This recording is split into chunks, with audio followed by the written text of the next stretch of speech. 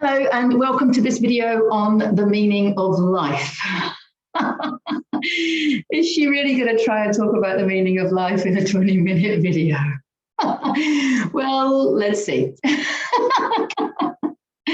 So many people will start thinking, okay, a video on the meaning of life is going to be about living your purpose and being who you came here to be, and following your divine inspiration. And it is largely about that as well. I am not belittling any of that.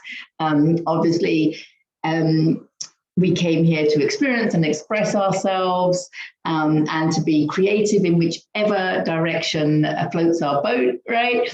And that is what we're meant to do. Things that bring us joy because we're meant to be following them. So we could say that the meaning of life is to follow your joy. The meaning of life is to follow your excitement. Do what makes you feel good. The meaning of life is to raise your vibration. Your meaning of life is to ascend, to enlighten. Your meaning of life is to just be. There's going to be many ways to look at it, and many people will say many things about it. That isn't the point, though, that I wanted to make on this video. I do believe all of those points, by the way, and I do think it's important to be creative and follow your heart and just follow what brings you expansion. Okay, because we want to expand into more of who we are as the universe is expanding. So it is all about frequency. Nikola Tesla was right. And it is all about using that expansion and following that divine inspiration that helps us find that excitement and expansion that helps us raise our level of consciousness. And that takes us to higher levels. And so, yes, I do think it's, all about that. But that isn't the point I wanted to make today. The point I wanted to make today, and I have done other videos, if you look at my Lessons in Awakening, on choosing your thoughts, the relevance of thoughts, the power of thoughts, and choosing your beliefs. I often say, you can choose your own beliefs and you can choose your thoughts. So our creative power lies in our ability to choose our beliefs. And it's really important to understand that. And I have done other videos, especially the one on the path to forgiveness, which talks about choosing to perceive a situation from a higher level of consciousness and just shift you from lower frequencies into higher frequencies. So, for example, I talked about a relationship, a dysfunctional relationship that I was in the past. And I left it with feelings of resentment, bitterness, failure, all these things, all these contracted, low frequency, keep me, down in the density kind of feelings. And there was a lot of finger pointing, blaming the other person. They were at fault, but when you point your finger, you've got three fingers pointing back at you. Because when you realize that there is only you and that you create your reality, then you have to take responsibility for those experiences, okay? And when you look at them from a higher level of consciousness, and you choose to believe, we're choosing our thoughts, we're choosing our beliefs, okay? We can also choose our meaning of life. So I'm choosing to put meaning on it. So I can then choose to believe that our souls, mine and the other person in the relationship, I choose to believe that we agreed all of this before we incarnated. And we agreed it out of love because we know that we grow through adversity. We grow much more through adversity than we do from being comfortable. If you're comfortable, you don't feel a need for change. So when we have adversity, we create that adversity for ourselves because we want to grow. So that's why people talk about a blessing in disguise, because they're all blessings in disguise. So on this level, two souls agreeing to incarnate, agreeing to have this dysfunctional relationship, for the purpose of waking us up to the fact that we need to love and respect ourselves. Because if you don't love and respect yourself, that lack of self-love and that lack of self-respect will get reflected back to you in your holographic projection that you're calling life. Okay, so you will have a dysfunctional relationship. You'll have a relationship with someone that doesn't love you completely. You'll have a relationship with someone that doesn't respect you completely, because they are reflecting back to you who you are. We don't attract what we want in life. We attract who we are. So a relationship like that is priceless. Now I expand with love and gratitude for that relationship and the other person in that relationship. Of course I do, because now I understand that from a soul level, we experience that for our own growth. And I did grow, because I went from that relationship. I started learning to love myself. Louise Hay, You Can Heal Your Life. I did the full works, all the inner work that is so important. Okay, doing all the inner work, the affirmations and everything. I write about it in my books. Until I learned to love myself. And then when you learn to love yourself, that self-love is going to get reflected back to you in a relationship, a more divine relationship, a more loving relationship, of course. But that on a soul level, it's the same. This person chose to help me through giving me the adversity that I needed, and this soul helps me through the love and support that I need now. But it's the same. It's all expanding. I'm expanding into love and gratitude for it all. Now, that is an example. I have said that story before, but it's just an example, a very good example, I think, of how you can choose your thoughts, you can choose your beliefs, and you can choose the meaning that you put on things. So you have an event in your past, and you can choose to believe it was a traumatic one. Oh, I've had such a traumatic event. I'm such a victim. You can choose to believe that. You can put that meaning on it if you want, because you create your reality. Or you can choose to put a more positive, more expansive, more love-affirming meaning on that experience, because you get to choose.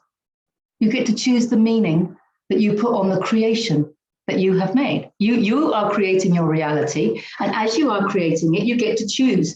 You get to choose what meaning you put on it. So let's take, for example, and this is something I've talked about before.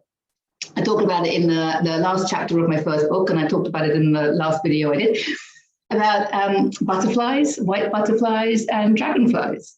Okay, so for me, because my thing is swimming, and dragonflies tend to appear in swimming pools. So I do have a relationship with dragonflies. I put that meaning on it. You know, I could choose to believe that they're annoying and what have you. I mean, obviously I don't. So I can put meaning on that. And then I read somewhere, and again, I latched onto it. So that means latched on. I mean, I resonated with it. I took it on board. I chose to give it meaning. I chose to give it power. I chose to use it creatively. Was the idea that when you see white butterflies or dragonflies, in my case, it means it has a meaning. I put a meaning on it. I choose to put a meaning on the dragonfly, that when I see a dragonfly, it means that whatever thought I have just had is a thought, is a divine thought, is a divine inspirational thought, and I need to act on it. I need to heed it.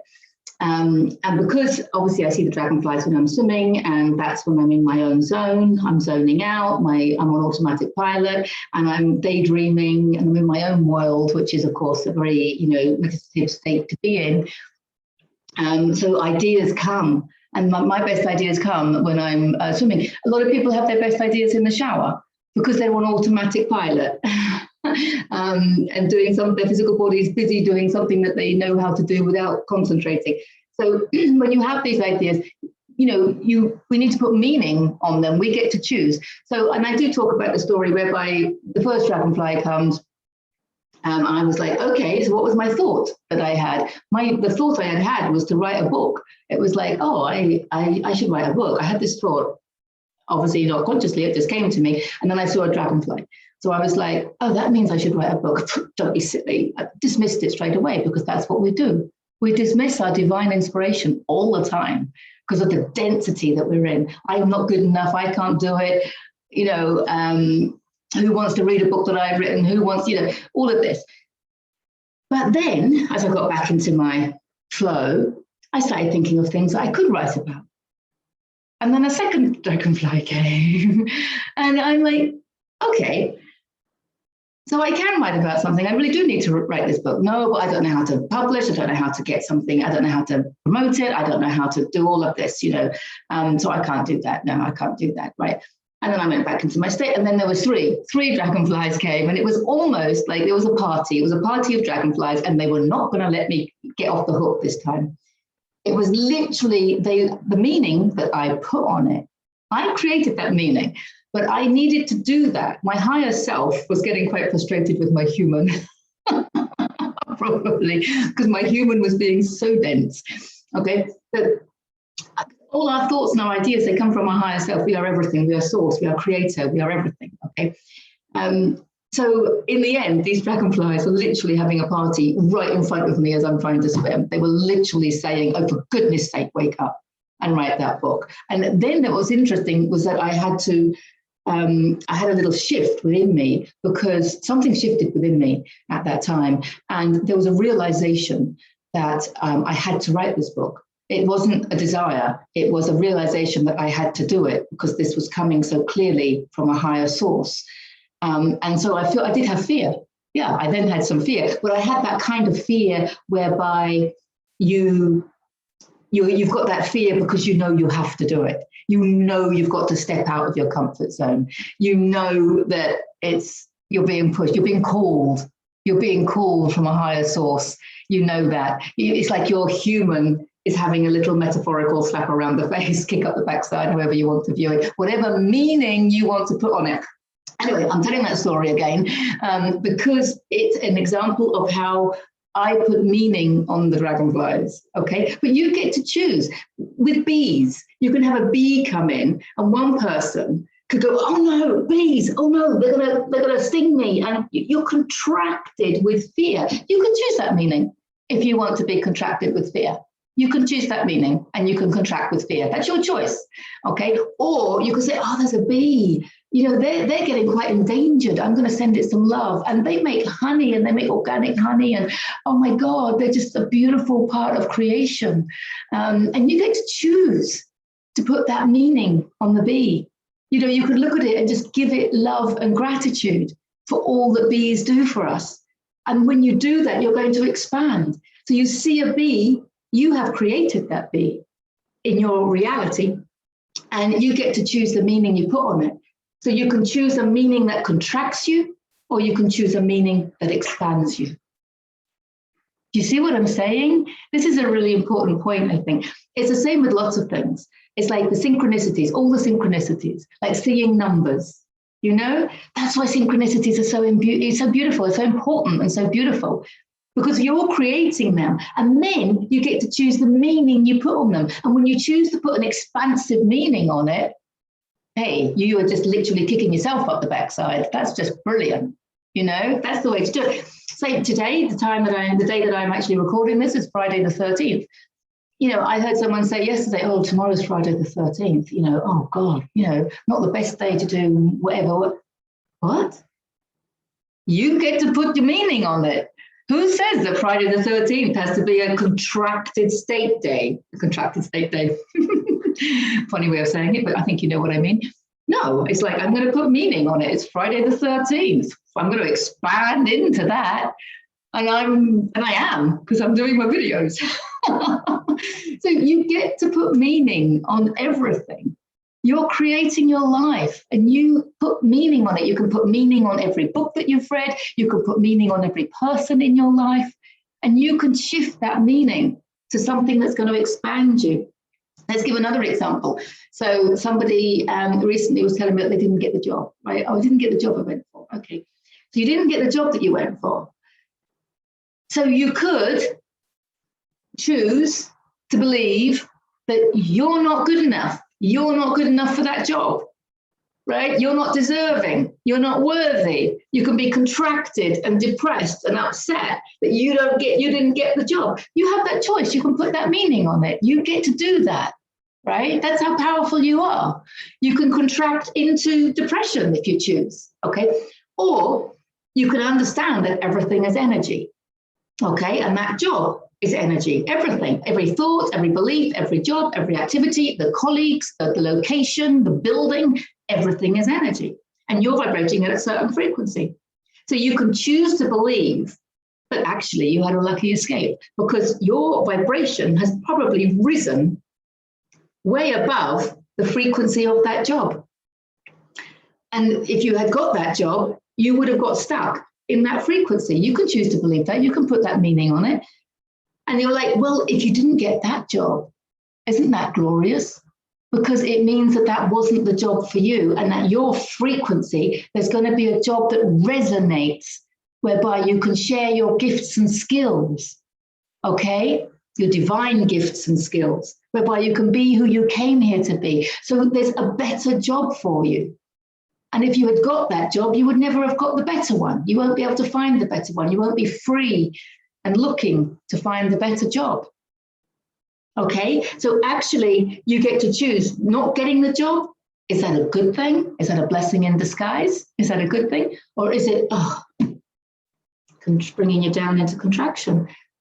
You get to choose. But be careful, because it's really important. I want to talk about spiraling now. I'm going to share a picture that I have here. So you see this? So this is a good example. This is the map of consciousness, the part of the map of consciousness that I often use. I think it's been taken from there, but it does show how we talk about spiraling down into depression. And I want to explain that we can equally spiral upwards.